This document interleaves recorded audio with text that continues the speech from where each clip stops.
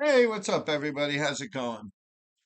This will be my last video throughout the summer. I take off, so I won't be posting again on here till September, October, something like that. So I want everyone to enjoy your summer, and I'll continue doing content on my Patreon. Every week, continue dropping stuff there, and I'll be doing giveaways. Actually, I have something I drew here, just goofing around. I'll be giving it away for free. I mail it out to whoever says they want it on my Patreon. Mail it out to them. I pay for the shipping and everything. It costs you nothing. All you gotta do is say you want it on my Patreon, that you like that drawing or whatever, however you choose to word it. All right, yeah, you got that. And let me see what else. I'm trying to wrap up the season real quick in my head. All right, yeah, we went live, right? We went live. That was fun. I'm still working on this thing someone told me about StreamYard, where next season when I come back, I'll be able to split the screen and you'll be able to come on. When you comment, you could come on here and talk to me about stuff. And if you're nasty to me or something, I'll let you come on and explain yourself and this and that, or if any contradiction, which I haven't had. No one really contradicts anything I say. A few people might say, "Oh, you suck, you're ugly," or something like that, but no one ever contradicts what I say. So that's a good thing. Uh, yeah, I probably am ugly, getting old. Got a big space between my teeth. Now, that was never there. See here and here. Like this one happened when I got stabbed in the mouth. I pried my mouth open. I stuck a gold chain in my mouth there. They never got the chain, but yeah, as years go by, your teeth shift because of that space there. So that's what caused that. But I did all right for myself, man. A lot of women in my life, man. A lot more than many, man. Seriously, like a lot. Yeah, I was blessed in that area. I could get into that maybe next season. Um, yeah, what else is there? All right, yeah. Another thing people say, oh, the me talking about JA uh being a millionaire and this and that, but men, RTW was also rich and this and that. And all I could say to that is where I live on the Upper East Side, and as I've explained in the videos before that, you have like the ultra elite rich.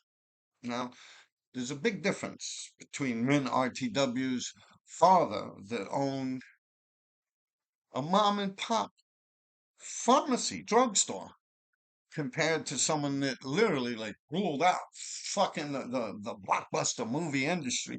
I was sitting here thinking, I don't even think I could come up. Well, I guess Jaws, there was a Jaws 1, Jaws 2. Like, yeah, that's the whole shit when they started like uh, like I just said, or like Rocky 1, Rocky 2, Rocky 3, what did it have to like Rocky 20 or something like that? Rocky no more, it's Creed or some shit like that. I mean, these are the people that create, like, that's world renowned and like a whole different realm of like, that's not money. That's power. Okay. Like, yeah, you're thinking money and then power. Like that's the shit that moves stuff, man. Like it's hard to explain. Like when you think about money, like yeah, someone owning like in this neighborhood that I live in, there's people living across the street, elevated buildings could own a chain of supermarkets or something. Maybe they own three or four supermarkets or something like that. They could live there in a doorman building, but that's not like the type of richness that it comes to when you've had like a successful blockbuster movie, like franchises would be the term. Like you had Karate Kid, the whole Karate Kid series. You get me? Then you had Rocky. Like, yo, those things literally dominated those eras of time when they came. Someone wanted to be Karate Kid. Everyone wanted to be Rocky. For fucking Christ's sake, I myself, me and my brother would crack raw eggs in a in a fucking cup, drink them, and do push-ups with one arm and shit like that. Ah, thinking, "Da-da-da, da-da-da." Like, yo, that's what people did, like in that era of time. Like you don't understand. Like, think about how many people would know Min's father compared to uh, John Harrelson. You get me? Yeah. So yeah, please like chill with that shit, yo. It's a whole different fucking level. It's like Yeah, it's like saying like the mafia, like oh the mafia, the Italian mafia, yeah, like bigger than like the cartels. Like you get me? It's like the mafia might be big, like in some little neighborhood up in the Bronx or like downtown Little Italy or something like that, or in like Sinners, Brooklyn. They might sit in a little coffee shop and shit, have a couple $1 million laying around. But when you're talking about like cartel, that's like world renowned shit. Like, you got me like Africa, Egypt, like yo, they're moving pieces across the whole board. It's like billions and billions and billions of fucking dollars. It's a whole different fucking ball game. You get what I'm saying?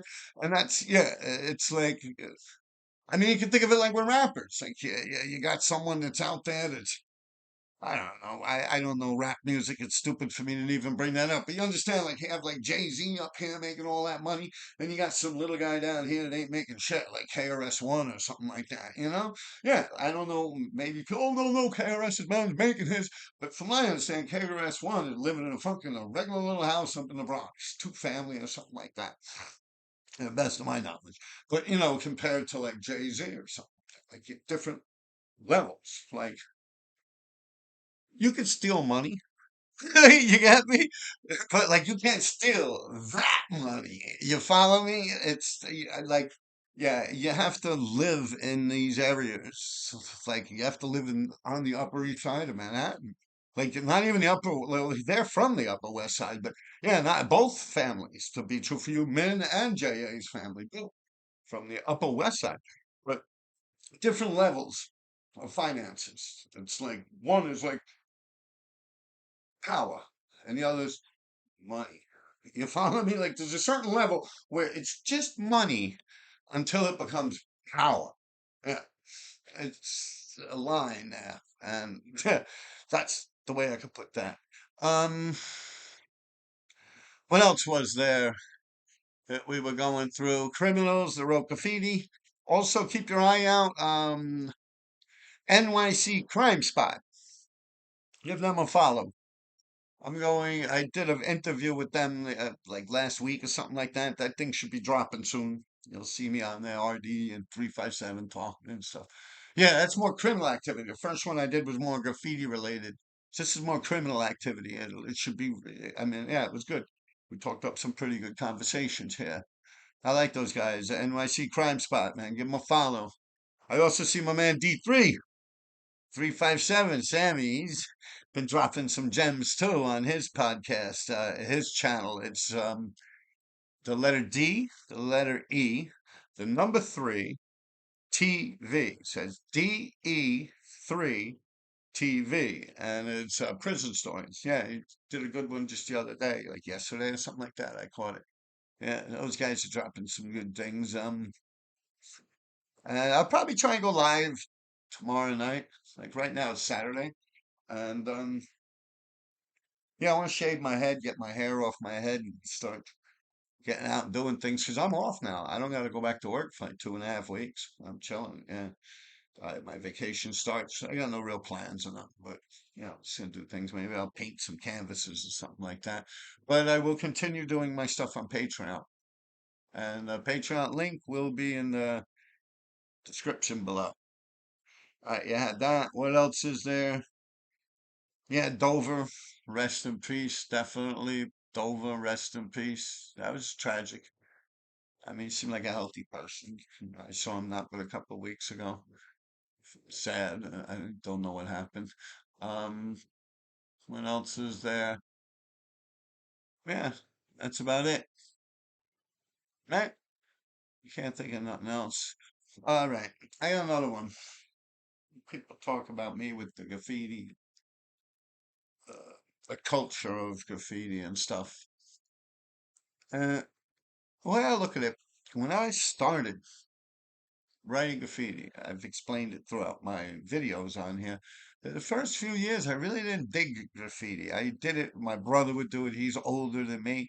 And Andrew, that wrote Lace, would do it. So my brother used to write Sean. He also wrote Soup, like Super, and very little on the sixes, maybe 20 cars or something. But I mean, he wrote Sean a lot on the sixes, and SD. It came off in the Dondi book, his SD tag, that Dondi book that Zephyr put out, SD. And you got Joey, Yoke City Mom going down the side. Yeah, and SD was my brother that did that tag in the book. Um, and he wrote Sean.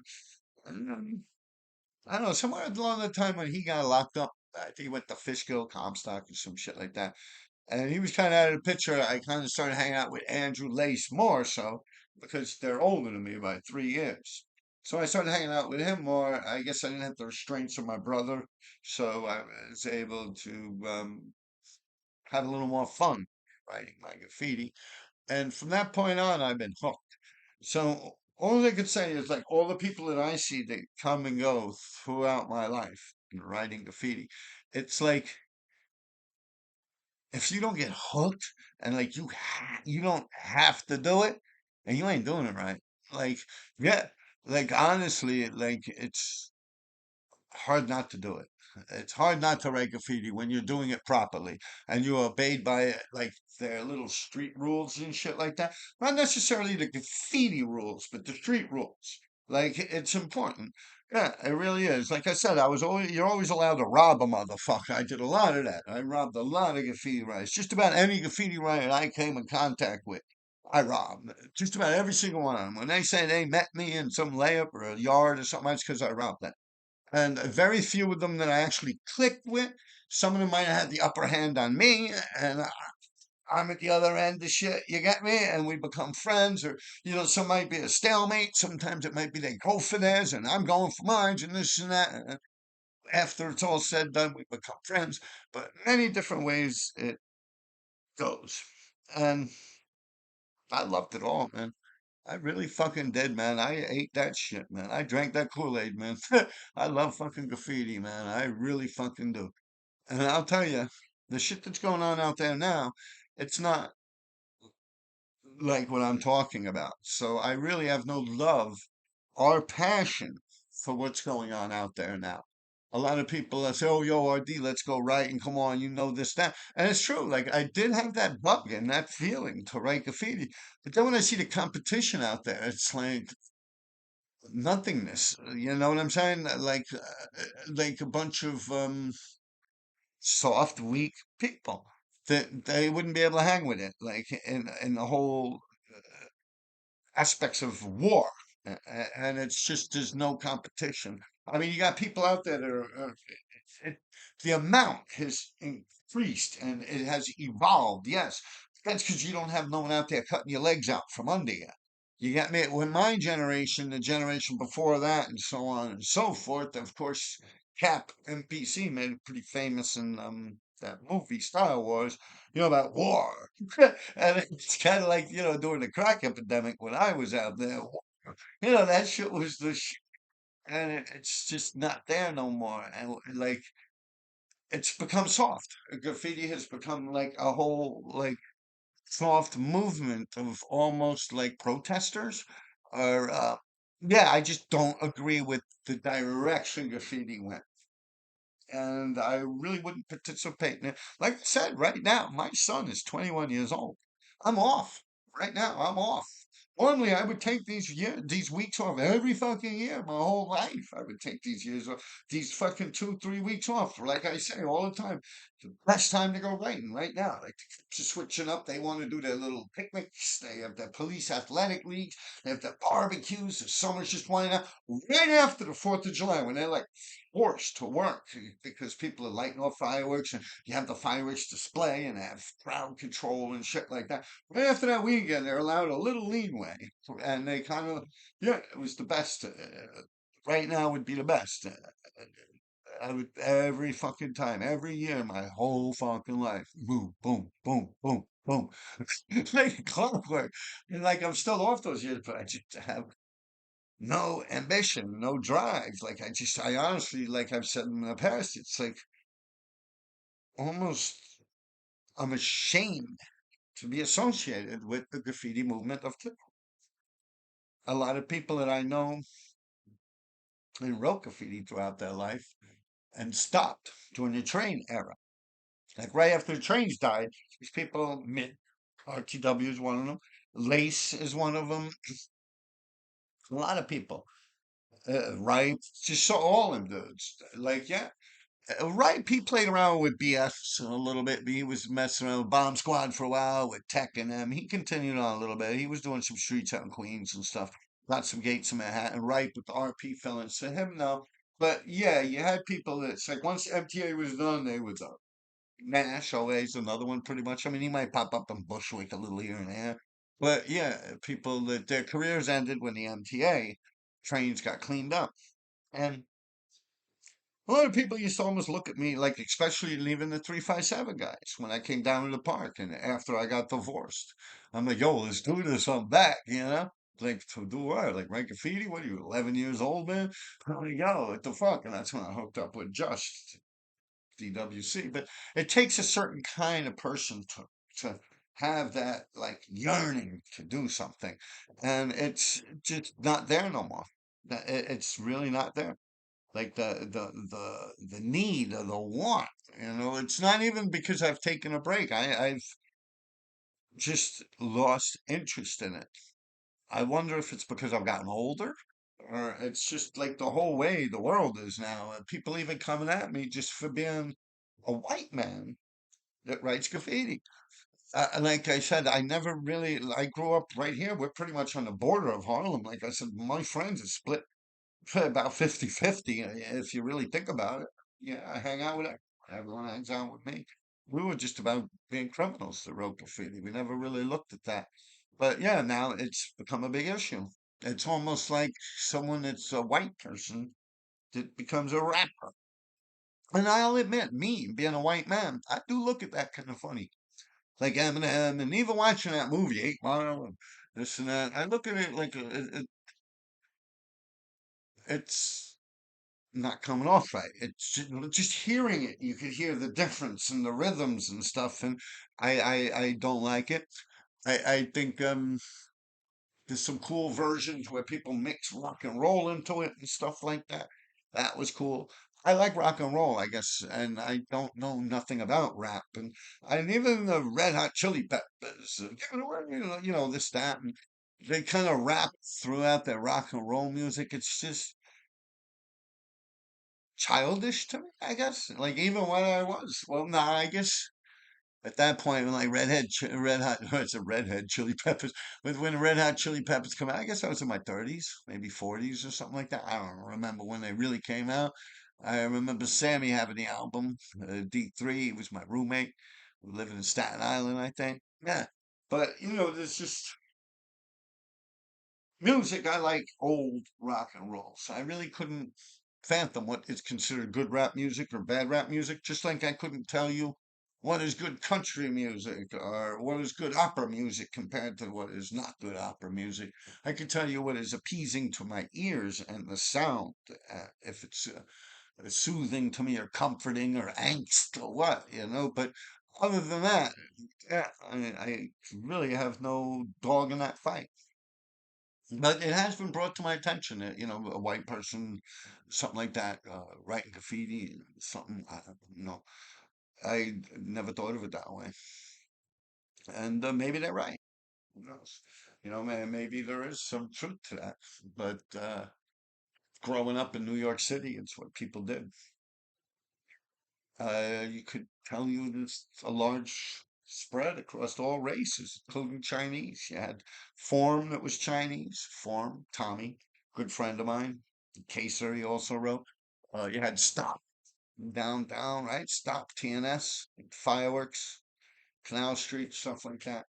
Uh, Dole, right? No, Duel, yeah, RIS. I think Dole's a black dude. But a lot of Chinese, Egyptian, Russian, a lot of Russian writers, Irish writers, Italian, Puerto Rican. I honestly think there's probably more Puerto Rican writers than anything.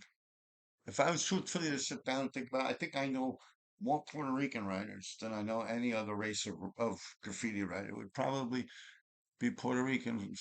Yeah. But it was kind of like a universal thing. Just street kids were doing it, which is another interesting thing that someone had brought up. Like when I'm like, yo, criminals that wrote graffiti, they was someone, I don't know if it was the guy from Auburn, Australia, or if it was someone from around these parts or what. I think it was a guy in Australia. He said, yeah, but in his culture or throughout graffiti where he was from, it was a lot of skateboard dudes, you know, um, BMX guys, and then you had the break dancer guys, and you had these guys, and it's just like the same with me here with New York City. But we were the criminals that wrote graffiti. You also had later on, well, skateboarding, that's actually been around before me. Like even with RTW and them in Central Park and was Endley Kessler. Um, like Zephyr was good on a skateboard. He would ride a skateboard. Revolt. Most of those guys were playing around with skateboards. There's pictures of Min. Min was good on a skateboard. I myself rode a skateboard when I was a teenager. I never really got into it too much. I had a skateboard. I stole one from Cold Stone Park. I actually got arrested stealing a skateboard when I was about 12 or 13 years old. And they called my mother. Yeah, from John Jay Park. No, that was Sycamore Park, 62nd, 61st Street, like in the 80s. But yeah, you have different groups of people that follow. Like I can imagine that too with like the skateboarders. If you think of like a skateboard park, these things exist. They're skateboard parks where the skateboarders come to hang out.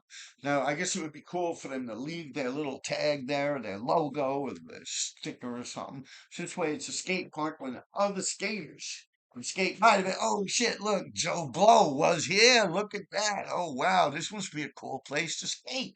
So then they'll skate around a little bit and stick up their sticker, write their graffiti, and then they'll move on. You got me? It's almost like the criminal part of it. Yeah, like what I was saying when we're criminals that wrote graffiti, it almost served the same purpose. If you think about it, people look at us, oh shit, ID, we're like always in the mix, man. Look at that ID, man. Yeah, same type of thing, but just appeasing to a different audience. And that's pretty interesting because, as I've come on here and I started my talk, it was like my way or the highway and this and that. And you guys really did open up my eyes to a lot of things. Like just because like you had Reeds and Omni and them that were graffiti writers that wrote graffiti, that so on and so forth. You can't really take from that.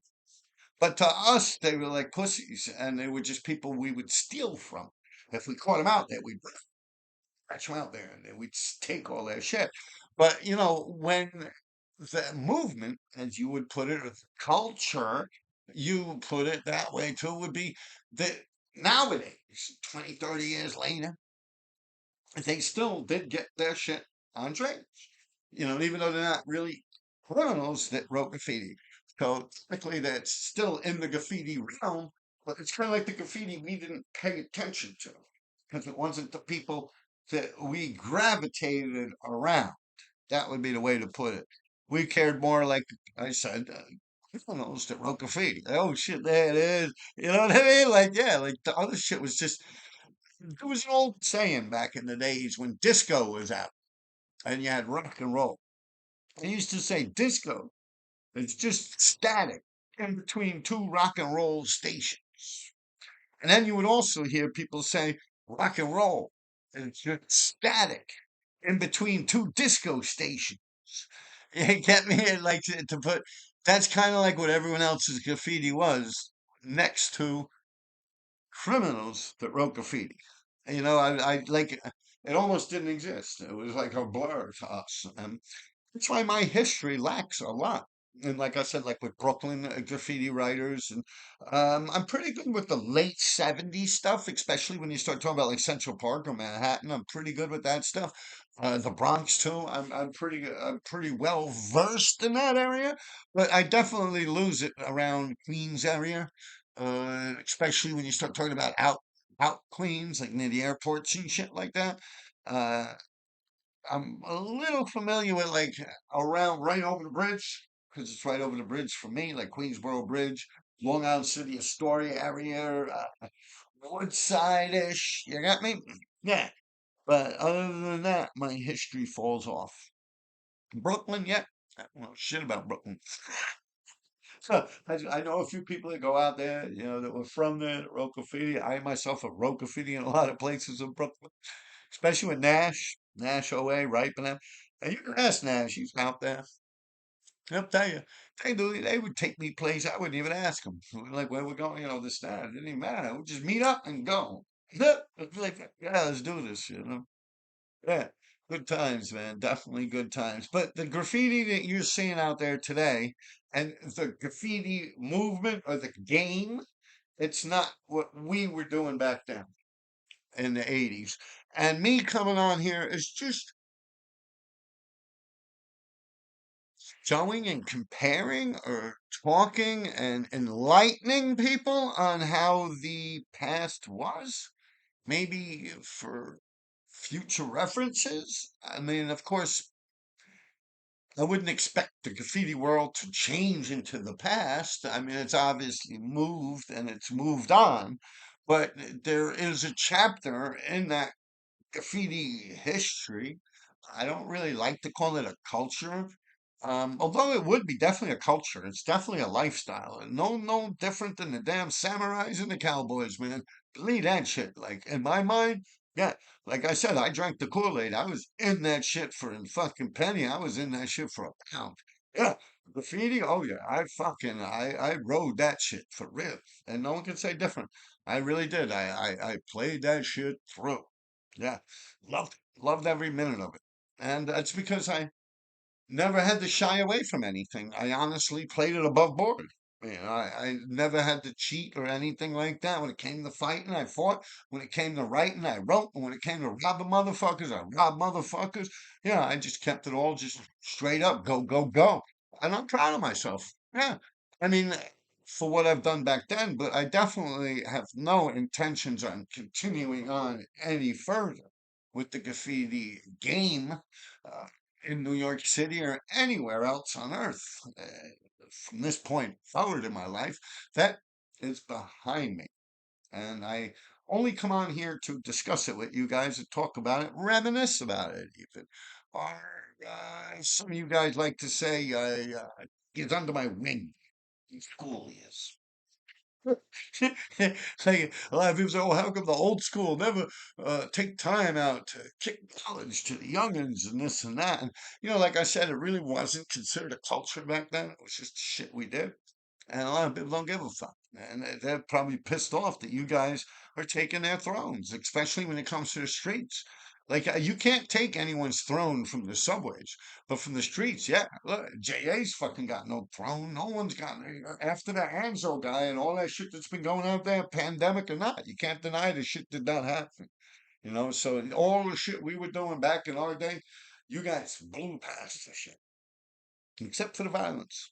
And that's one thing that's different. And that's one reason you were able to go past or surpass us in the 80s and the 90s was because you didn't have wars and beefs and arguments amongst each other that would spill out into the streets. Because think about it, if you got someone crossing you out, you're crossing them out, or better yet, a whole crew or a whole city or borough, you're gonna fuck with them and right.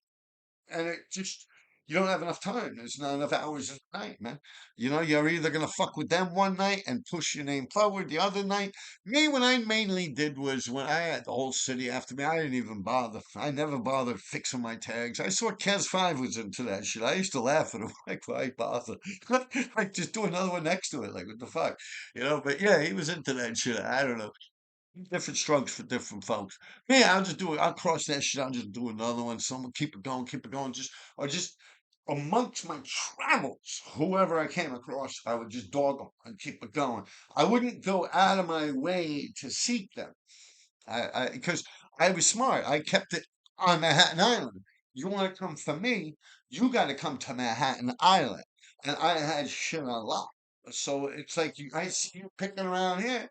So I get out to Manhattan Island. I would never come outside my borough to hunt for anyone in Brooklyn, the Bronx, right there. Well, Bronx, although because I'm associated with the Bronx and lived in the Bronx, it kind of fell into the Manhattan area to me because I was involved with.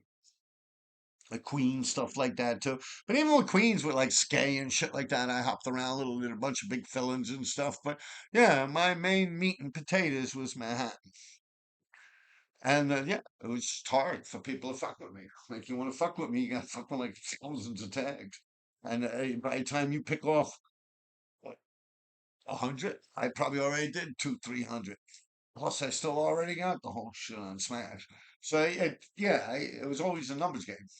And it worked well for me. But you see, now the younger generation, they don't have to think about that. Like, you think about it, if you guys had some people that really just started coming after you, smashing your shit, now you're gonna think, do I have to go back and fix that shit, or do I just leave it and go after that motherfucker where I see him elsewhere? You see, because now if they stick you in a trap of you having to go back and fix your shit every time they do it, then you're just going back here, you're just going back here, you're just going back here, you're just going back here, instead of getting all over. You get me? You get tunnel vision, and that's not good either. I always just ignored it. I didn't give a fuck. Thanks. I can do 100 of them. It ain't nothing to me. You know, I never really put shit pretty out there I gave a fuck about. Another reason I wasn't big on fillings. If I did a big fucking blockbuster, it would be like I've put on with TK Chino, SP1, ODTDS, TFB. Uh, who else was on? Vent was over me on that shit. Like everyone in other. Like if I did a film, like everyone. Like they'd start going over each other to go over me. And it's, yeah, that's a true fucking thing, man. You never put shit out that you love, man, or care about. Yeah, that's rule number one, man. What else can I say? Yeah, that's it. Yo, enjoy your summer. Yo, follow me on Patreon. Peace.